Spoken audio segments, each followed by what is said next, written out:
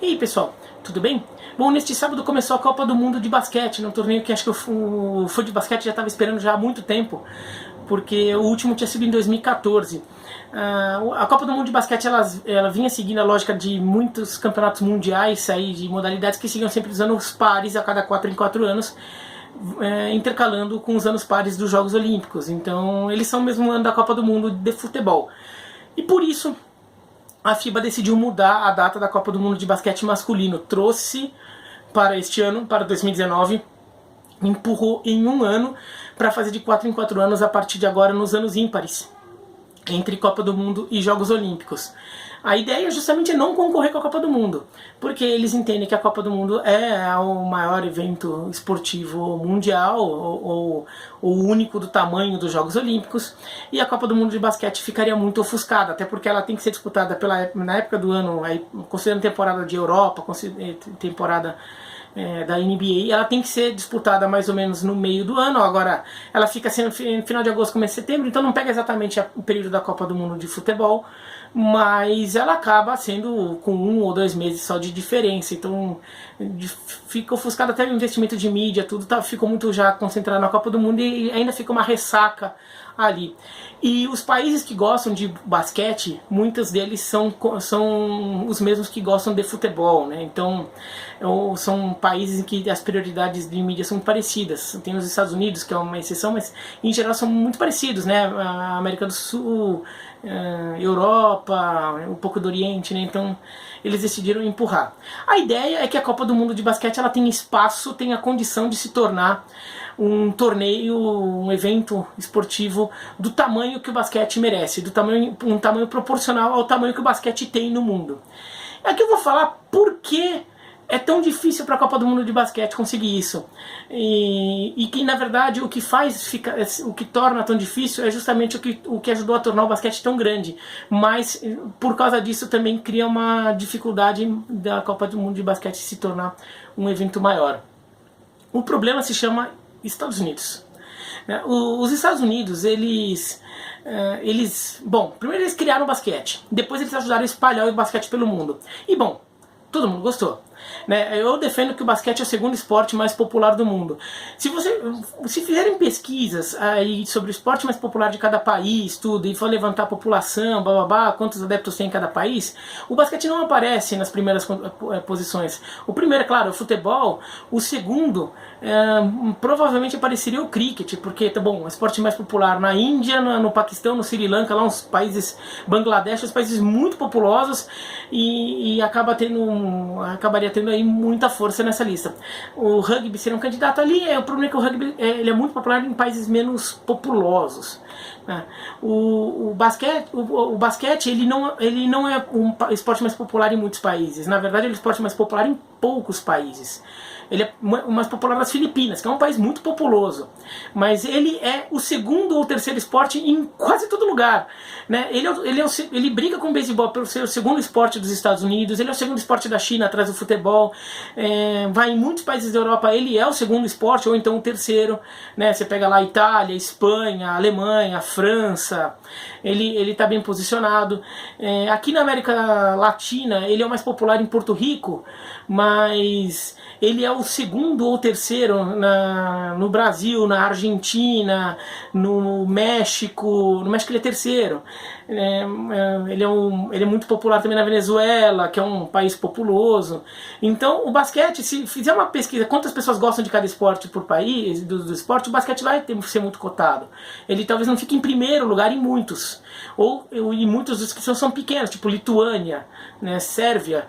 Agora ele é o segundo esporte mais popular em muitos lugares, ou o terceiro mais popular em muitos lugares. Então assim, ele tem muita popularidade sim, e eu acho que ele é o segundo esporte que mais gente no mundo gosta, acompanha.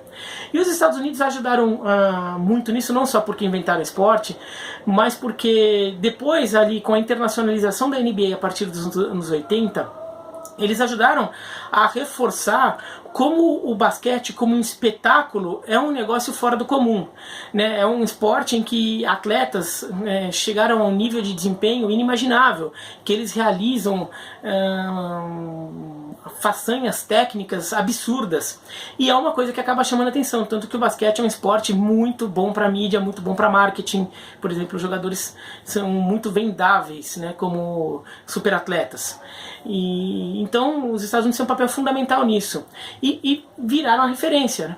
O problema é justamente esse.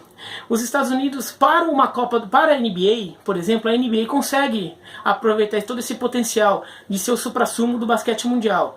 A NBA só não é maior do que ela é porque ela pode ter alguns problemas de fuso horário, né? Alguns jogos da NBA acontecem no meio da madrugada, todos os jogos da NBA, praticamente acontecem no meio da madrugada na Europa, ou então de manhã, né, no Extremo Oriente. Então são horários que não é o horário de pico de televisão, por exemplo, né? O futebol europeu nesse aspecto tem um horário que encaixa melhor para ter uma audiência global, né? Mas a NBA, nos momentos de pico, daí quando todo mundo faz aquele esforço de ficar acordado de madrugada vendo, então acorda cedo, de manhãzinha para ver um negócio antes de sair para o trabalho, a NBA mostra assim toda a força, todo o alcance global que ela alcançou, que ela teve, né?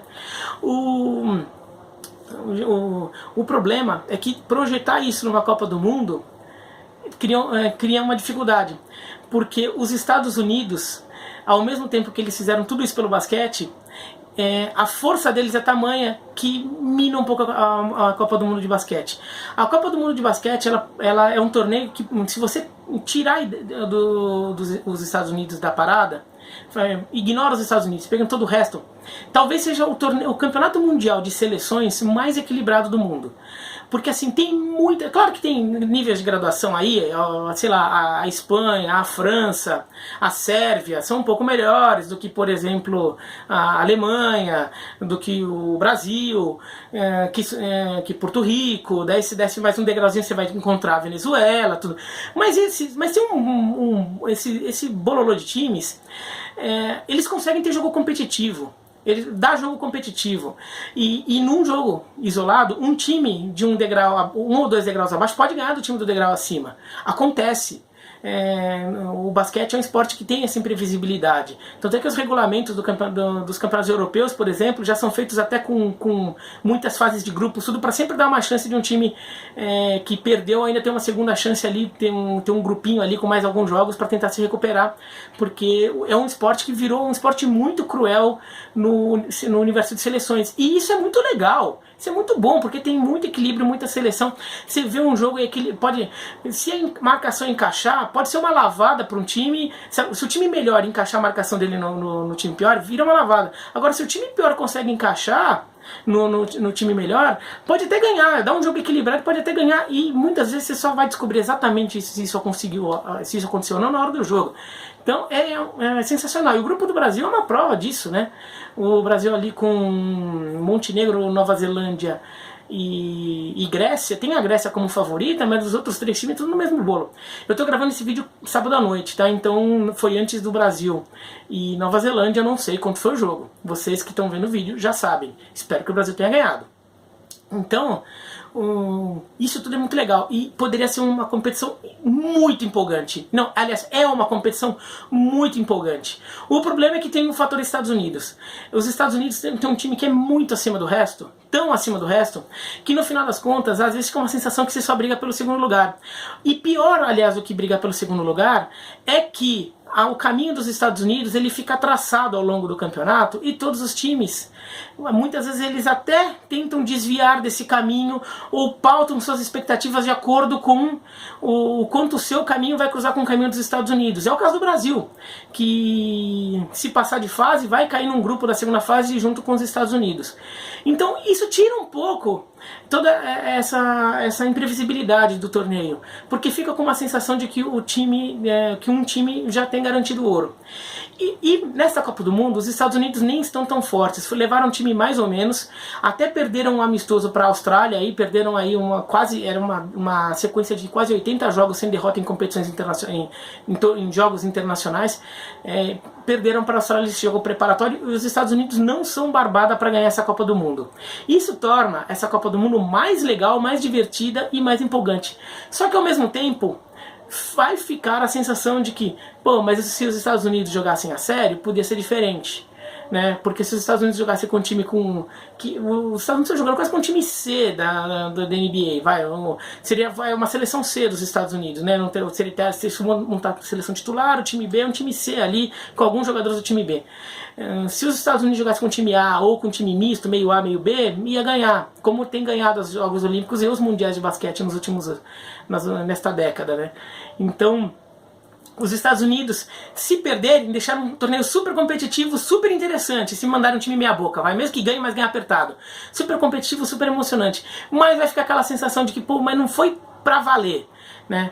E se eles jogam pra valer, eles vão levar. Então, assim, a Copa do Mundo de Basquete, ela é muito legal, mas acho que, assim, o salto definitivo dela para ela ser o que a FIBA quer que ela seja, que é um equivalente ao maior Copa do Mundo de esporte depois da Copa do Mundo de futebol, isso só vai acontecer quando pelo menos mais 2 seleções conseguirem de verdade encarar os Estados Unidos, né? A Espanha até deu uma impressão que estava se aproximando, mas já não está mais assim, daquele jeito, né? Nos Jogos Olímpicos de Pequim e de Londres, a Espanha deu uma cara ali que poderia encarar um pouco mais, mas assim, mesmo assim perdeu a final lá por um montão também. Então, acho que isso vai demorar muito ainda. Se é que um dia vai acontecer, vai demorar muito para acontecer. Então, acho que a Copa do Mundo de Basquete ela tem que fazer de tudo para melhorar. E um problema essa mudança de data piorou a situação por um aspecto. A FIBA tira realmente a concorrência da Copa do Mundo de Futebol, mas ela aumenta a concorrência com os Jogos Olímpicos. Porque ficando a 1 ano dos Jogos Olímpicos, muitos atletas NBA, eles não querem jogar a Copa do Mundo de Basquete porque eles preferem ter as férias inteiras agora, e porque eles imaginam que eles possam perder parte das férias no ano que vem nos Jogos Olímpicos. E nos Estados Unidos, os Jogos Olímpicos são muito importantes. Então, um atleta de NBA vai preferir se dedicar aos Jogos Olímpicos do que se dedicar à Copa do Mundo de Basquete, né? Então, acho que não foi uma ideia muito brilhante não da FIBA. Eles deveriam reconsiderar, botar de novo junto com a Copa do Mundo, só que tenta criar alguma coisa diferente. Tenta criar algum tipo de promoção diferente, bombar redes sociais, aproveitar e explorar muito os jogadores estrangeiros, os jogadores não americanos que estão na NBA, né, para tentar vender muito aí a Copa do Mundo de Basquete e promover mais.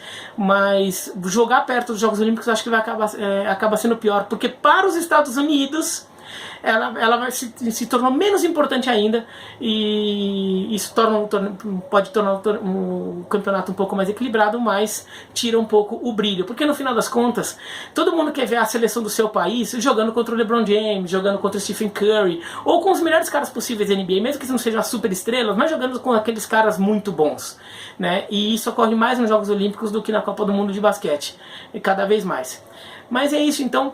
Bom, escreva aqui embaixo. Mas quais são os palpites? Putz, eu não tenho palpite. Copa do Mundo de Basquete eu não tenho palpite nenhum. Ainda mais que os Estados Unidos com um time meia boca, fica mais difícil ainda de prever. Então não tem palpite nenhum para a Copa do Mundo de Basquete, tá? Eu só torço pro Brasil passar de fase. Vai ser difícil, mas dá. Torço, vamos ver. E depois disso, seja o que Deus quiser, tem os Estados Unidos no caminho. Quem sabe o Brasil não apronta uma pra cima dos Estados Unidos, como quase aprontou na Copa do Mundo, que ainda era Campeonato Mundial na época, né, não tinha outro nome, em 2010.